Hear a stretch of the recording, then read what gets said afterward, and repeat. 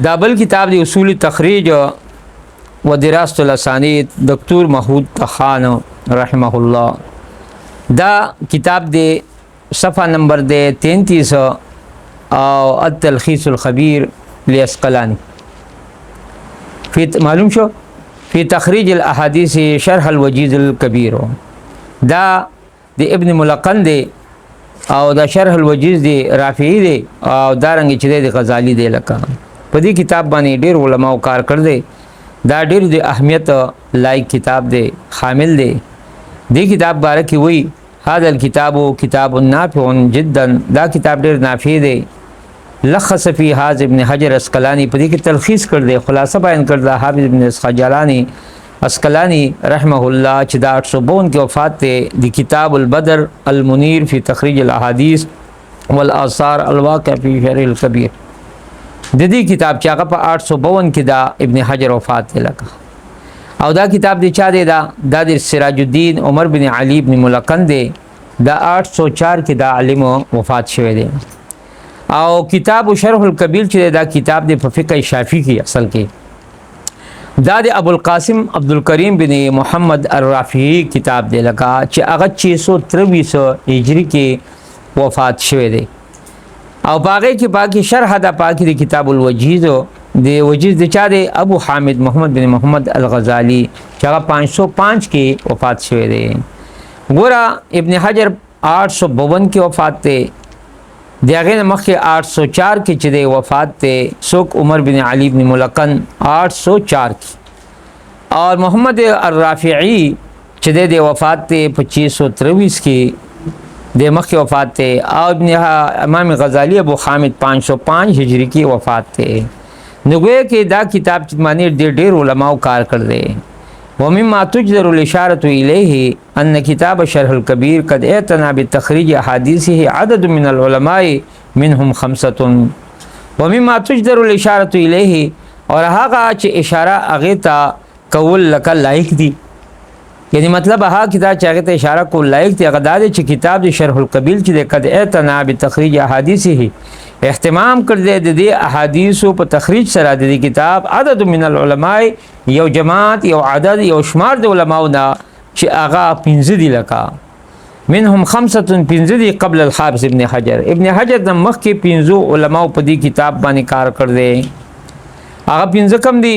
نمبر 1 سراج الدین ابن ملقن دی دا 804 کی وفات تے. دا تاسو تماوی که عمر بن علی بن ملقن. وعز الدین ابن جماع دی دویم نمبر پر چې هغه 760 کی وفات تے. او بل و حفید دغه نسی مراد دی. حفید څه ته وایي یعنی نسی ته وایي. نسی بدر الدین ابن جماع مراد دی 819 کی وفات تے. دا بل ابو امامہ محمد بن عبدالرحمن النقاش ابن نقاش مراد دے چاگا 845 دیتمی صدی دے 819 کی آگا دے. ابو امامہ محمد بن عبدالرحمن نقاش چکم دے آگا 845 کی وفات دے. او بل دے بدر الدین محمد بن عبداللہ الزرکشی دا 794 کی وفات دے. وواحد بعدہو او دیغین بعد یو عالم راغل دے وہو سیوتی دے چاگا 911 کے جلال الدین سیوتی مشہور عالم. وسمى كتابه اغدا کتاب نمی خیده نشر العبیر فی تخریج الاحادیث الشرح الکبیر. دا دیغی نمی خیده کما تجدر الاشارة الى لکه څنګه لایق دا اشاره الى دی خبرته چن سراج الدین ابن ملقن قصنف کتاب بدر المنیر چغت تصنیف کا خپل کتاب بدر المنیر فی 7 مجلدات په جلدونه کې ثم لخصه بیا دیغی تلخیص خلاصه بیان کا فی 4 مجلدات فسرول جلدونه کې وسماه دیغی نمی کې خلاصه بدر المنیر یو سمن تکاو بیا د دې صفائی سترایی وکړه فی جزء په یو جز کې بیا دی هغه سلور جز نه یو جز تیرا وسمه منتقا بیا د غنیم کې منتقا خلاصه یعنی خلاصه بدر المنیر. دا دریم وقد اشار ابن حجر الى هذا ابن حجر اسقلانی دې ته اشاره کړل لکنه لم یذکر تلخیص ابن ملقن لیکن ابن حجر چې تلخیص ابن ملقن ته ذکر نه دی کړی لکه چاگا اول دی او مسمى دی پس سرا خلاص بدر المنیر سرا فما ادری ما السبب. دا شیخ معلومه نه دا چې سبب یې څه دی.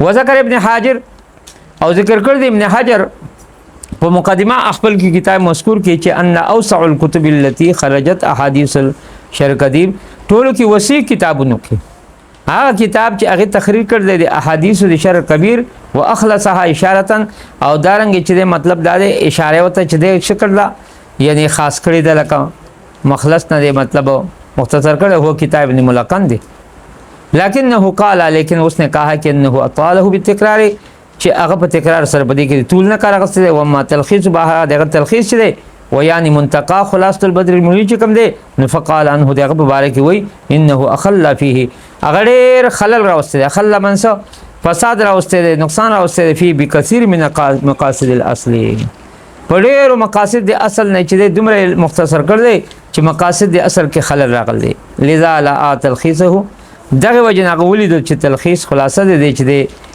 سموي فی قدر ثلث حجمه په مقدار دی درې مېسا کې لکه سایز چوتي مال التزامي سره التزام نه به تفصیل مقاصد چې مقاصد هم حاصل شي او دغه تلخیص کم از کم چې دی په درې سره شي یعنی سایز سره واشاره اشاره کړل اعلان انه تتبع الفوائد الزوائد چې هغه په کې ټټول کړی دي تلاش کړی دي فواید د زوائد په کتب تخاریج کې چې مذکور دي انفن وسو او وکذالک دارنګ په کتب نصب الرایا په کتاب نصب الرایا کې ذیل لپاره وعلل استفادته او د بار چې د استفاده اغستدا من کتاب ذیلینا علل ستوي بار استفاده بار استفاده چې هغه ذیلی خنفی دی په تخریج د احادیث کتاب فقه چې د شافعی کې دی بین ذیلی ينبه فی کتاب المذکور ځکه امام ذیلی چې دی هغه خپل کتاب مذکور کې تنبیه ورکړي علامه یحتج به مخالفو چې پاګه من احتجاج کړي دغه مخالفینو د اصحاب مذاهب اخرى نه لکه نور مذهبونه ولا شافعی مالکی